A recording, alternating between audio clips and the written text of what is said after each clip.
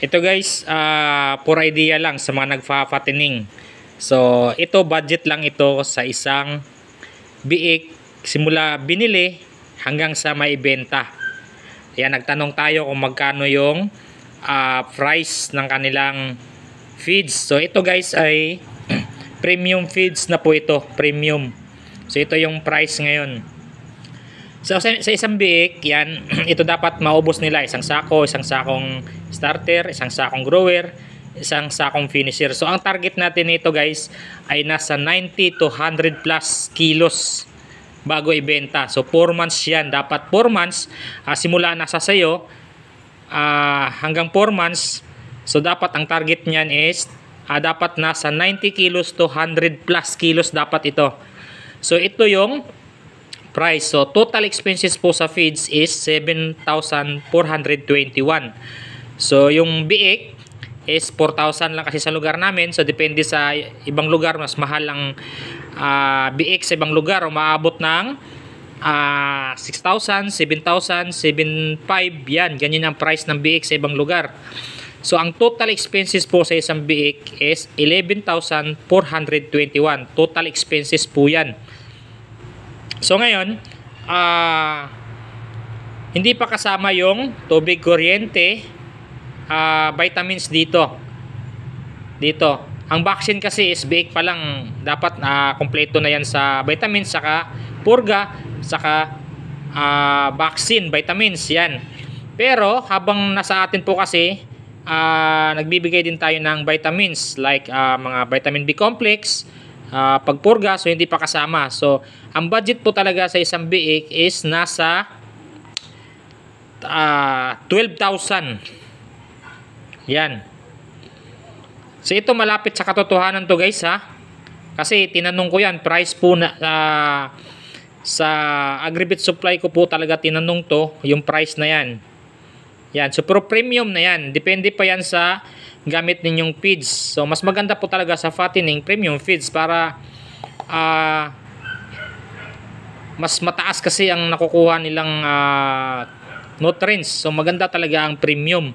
So pwedeng premium ng Pigrolac, pwedeng premium ng Bimig, pwede premium ng Pilmeco, basta premium.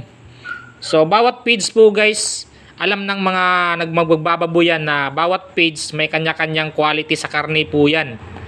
So para sa akin po kasi kung karne ang pinag-uusapan, maganda talaga yung mga branded na feeds. So hindi lang tayo magbabanggit, unfair naman sa iba na kung ano yung brand. So yan, meron ding mga feeds na iba talaga yung quality. Kapag quality pinag-uusapan, magkakaiba po talaga ng bawat brand ng feeds. So ito guys, for example lang to sa mga nagpapatining. So ang feeding guide nito, for example, isample lang natin yung Pigrolac dahil ito lang yung meron tayo. Yan. So lahat guys, kapag sa mga nagtatanong, wala akong feeding guide na exact talaga sa feeds, di ba, na binabagi sa inyo kasi depende po kasi yan sa brand. So manghingi po kayo nito. Meron at meron yan sa mga Agribit Supply kung ano yung gamit ninyong feeds. Nandito na po lahat ng feeding guide, yung sukat sa pagpapakain, kung ano yung pinapakain. So nandito na po lahat. Kaya nga depende sa brand. Kasi iba-iba po talaga ang feeding guide nila guys. Ito. Iba-iba po talaga. So yun guys, kunting idea lang sa mga gusto mag-fattening. So yan po ang kailangan yung budget sa isang pure feeds po yan sa isang biik. So ito, yan po ang price ng feeds natin. So may iba't ibang price din bawat feeds. Kaya manaliksik po talaga. So ito lang yung example ko sa isang budget sa isang biik. Pero pwede pang magbago yan. Depende kung maramihan kayong mag-order ng feeds, may list pa po yan. Yan, mga yan, may mga list po yan. Mga list ng 20, 50. So, pwedeng bababa pa to, pero nasa 12K po talaga ang kailangan. Kasi nga, mayroon pang pampurga, mayroon pa tayong mga expenses na mga vitamins. So, yun guys. konting idea lang sa about sa feeding guide. So pinapaliwanag ko na, lagi kong pinapaliwanag, depende po sa brand na gamit po ninyo. Yun lang, maraming salamat. Happy farming.